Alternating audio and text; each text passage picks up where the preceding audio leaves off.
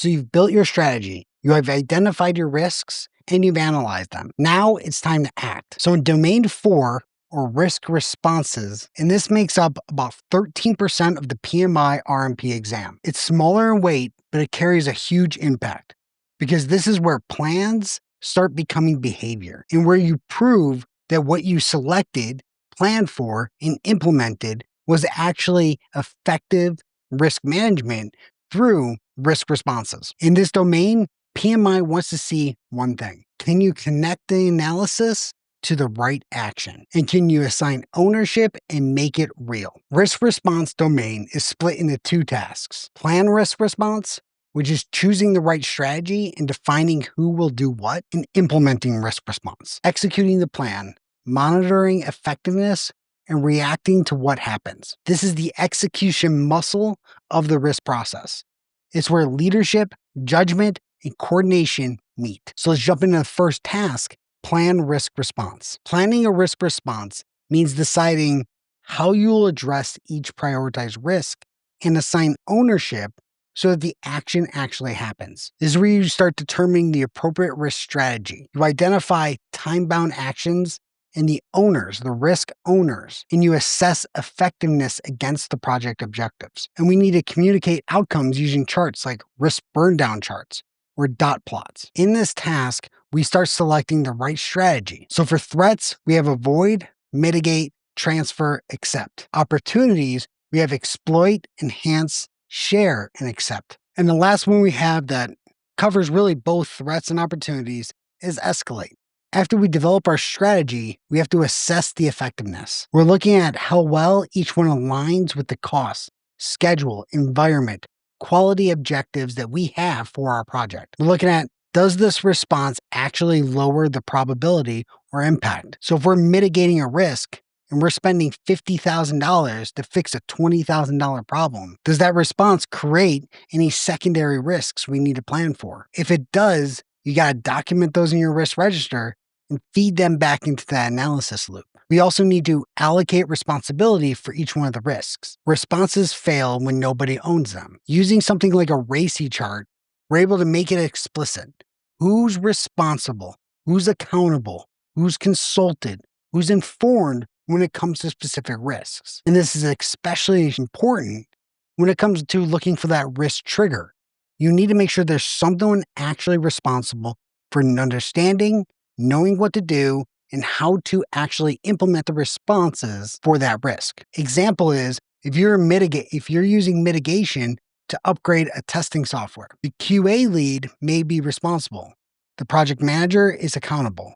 The risk manager is consulted. This clarity prevents the "I thought you were doing it" problem that tends to derail projects. And we need to make sure we're communicating results. Visuals matter here. Using something like a risk burndown chart shows exposure decreasing as our response planning completes and as we get through each one of our risks. Or using something called a dot plot. This can help illustrate how each response reduce the probability or impact overall to your project. Then task 2, we have implement risk responses. Now you were starting to put the plan into motion. Implementation is the execution of the risk responses that we just put together. It's also about feedback, responding to those residual or secondary risks as they emerge. You're going to execute the approved risk response plans and contingencies that you've already put together in your planned risk responses. You're going to start encouraging your stakeholders to provide feedback on response performance, and you evaluate and react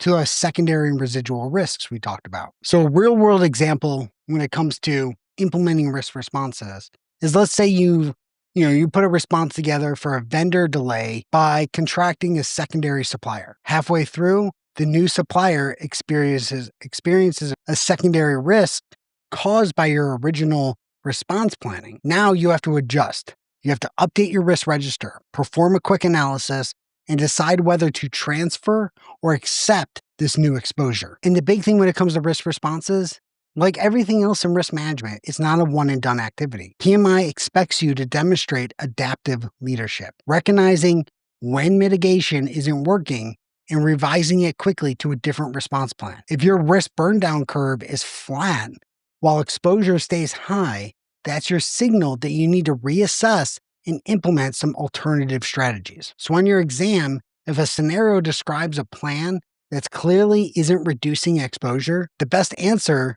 will mention replanning or escalation, not just continue monitoring the risk. A good risk response is targeted, it's owned, and it's measurable. Always select a strategy that aligns with the risk appetite and threshold of your organization, taking all the way back up to domain 1. Secondary risks are normal. What matters is that you're recognizing and managing them upfront. You need to visualize your results with burn down charts and communicate clearly to your stakeholders what those charts, what data do you have out there when it comes to risks. And implementation requires leadership, not just documentation. A plan on action changes everything.